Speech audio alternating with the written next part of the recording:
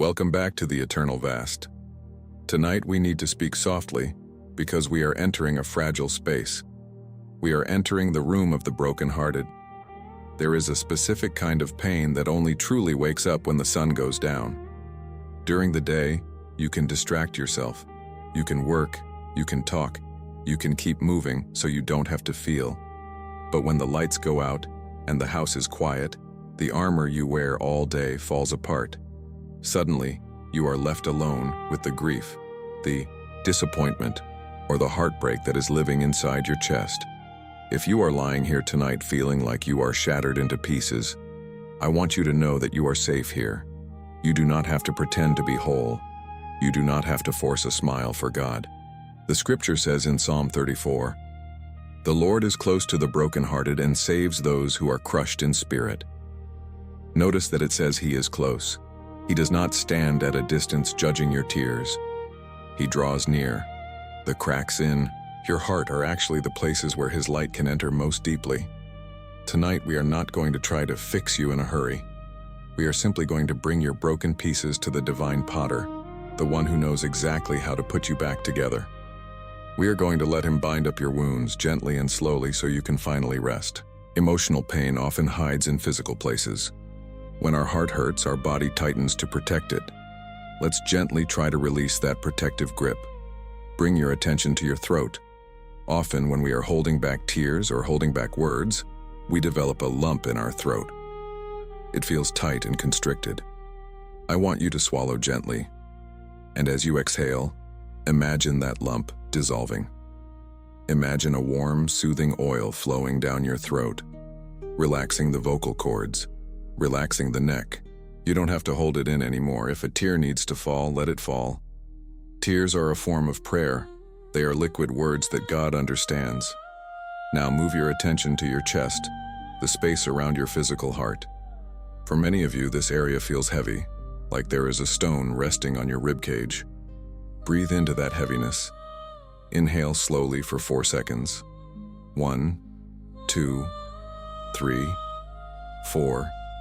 Expanding your ribcage against the weight. Hold it. And exhale for 6 seconds, letting the air sigh out of you. Imagine that with every exhale, the stone is eroding. It is turning into sand and slipping away. Focus on your stomach. Anxiety and grief often live here as a tight knot. Visualize that knot loosening, like a rope being untied, loop by loop. Loose, soft, open. Your body is safe. You are not in danger. You are just in pain. And pain passes, but peace remains. Let your shoulders drop completely into the mattress. Let your hands uncurl. You are not fighting for survival tonight. You are being held in the arms of the Father. Now let your spirit travel with me. Visualize that you are walking down a quiet country road at twilight. The air is cool and smells of rain. Ahead of you, there is a small, warm cottage with a light glowing in the window. This is the potter's house. You walk to the door and open it. Inside, it is warm and smells of earth and clay. In the center of the room, there is a potter's wheel and shelves lined with beautiful vessels. The master potter is there. He looks up when you enter. His eyes are full of infinite kindness.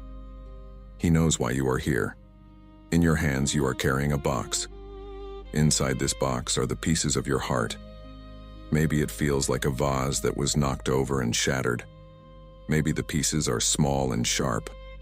You feel ashamed that it is broken. You feel that it is ruined beyond repair.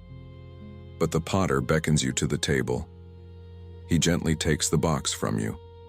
He lays out the broken pieces on the wooden table, one by one. He handles them with such reverence. He doesn't look at the brokenness with anger. He looks at it with purpose. He runs his fingers over the jagged edges of your pain, the betrayal, the loss, the failure. He knows the story of every scar. And then he looks at you and says, "My child, I do not throw away broken things. I make them new." Watch now as he begins to work. He is not using ordinary glue to put you back together. He brings out a small bowl filled with liquid gold. This is the gold of his grace. It is the gold of his glory. In the ancient art of Kintsugi, when a precious bowl is broken, the master mends it with gold lacquer. The result is that the cracks are not hidden. They are illuminated. The bowl becomes more beautiful and more valuable because it has been broken and healed. Visualize the Lord taking a brush dipped in this liquid light. He begins to join the pieces of your heart back together. Where there was a crack of rejection, he fills it with the gold of acceptance. Where there was a crack of loneliness, he fills it with the gold of his presence. Where there was a deep shatter of grief, he fills it with the gold of eternal hope. He is binding up your wounds, just as Psalm 147 promised. Binds up. That implies care. That implies a bandage. Feel the warmth of the gold sealing the hurts. The sharp edges are gone. The structure is returning. You are becoming whole again, but you are different now. You are not the same innocent, untouched vessel you were before. You are something deeper. You are a vessel of glory. Your scars are now lines of testimony. Hear him say to you, your past did not destroy you. It prepared you. I am rebuilding you stronger than before. As you watch the potter finish his work, a profound sense of relief washes over you. You don't have to carry the burden of being broken anymore. The repair is his job. You realize that you are not defined by what happened to you. You are defined by who is holding you. Let's pray over the specific wounds now. If you are hurting from words that were spoken against you, imagine the potter wiping them away with a damp cloth. Those words are not the truth. The truth is what he says about you. Beloved, chosen, precious. If you are hurting from someone leaving you, imagine the potter filling that empty space with his own spirit. People may walk out, but he says, I will never leave you nor forsake you. You are never abandoned. If you are hurting from your own mistakes, imagine the potter smoothing over the rough places. His mercy is new every morning. You are not your sin. You are his creation. The vessel is finished now. It sits on the wheel, gleaming with lines of gold. It is sturdy. It is beautiful. It is you. The potter places this new heart gently back into your chest. Feel it beating. Thump, thump. Steady. Thump, thump. Strong. Thump, thump. Healed. The pain is no longer a sharp knife. It is a fading memory. The healing has begun. Now the potter takes you, his finished work, and carries you to a shelf to rest. Pottery needs time to dry. It needs time to set. This sleep tonight is your drying time. It is the time where the work of God settles deep into your soul. You don't need to move. You don't need to do anything. You just need to rest in the safety of his workshop. The fire is warm in the grate. The lights are dim. Outside, the world is dark. But inside here, everything is golden and safe. You are surrounded by the other works of his hands, the saints, the angels, the promises. You are part of a great family. Feel the mattress supporting you like the wooden shelf supports the clay. You are heavy with relaxation. Your mind is quiet, watching the glow of the fire. Peace I leave with you, he says. Not the peace of the world, which is fragile, but his peace, which is solid. The brokenness is behind you. The healing is within you. The morning will bring new strength. But for now, sleep. Sleep in the care of the Master's hands. You are whole, you are loved, you are healed. Good night. Welcome back to the Eternal Vast. Tonight we need to speak softly because we are entering a fragile space. We are entering the room of the brokenhearted. There is a specific kind of pain that only truly wakes up when the sun goes down. During the day, you can distract yourself. You can work, you can talk, you can keep moving so you don't have to feel. But when the lights go out and the house is quiet, the armor you wear all day falls apart. Suddenly, you are left alone with the grief, the disappointment, or the heartbreak that is living inside your chest. If you are lying here tonight feeling like you are shattered into pieces, I want you to know that you are safe here. You do not have to pretend to be whole. You do not have to force a smile for God. The scripture says in Psalm 34, "The Lord is close to the brokenhearted and saves those who are crushed in spirit." Notice that it says He is close. He does not stand at a distance judging your tears. He draws near. The cracks in your heart are actually the places where His light can enter most deeply. Tonight we are not going to try to fix you in a hurry. We are simply going to bring your broken pieces to the divine potter, the one who knows exactly how to put you back together. We are going to let Him bind up your wounds gently and slowly so you can finally rest.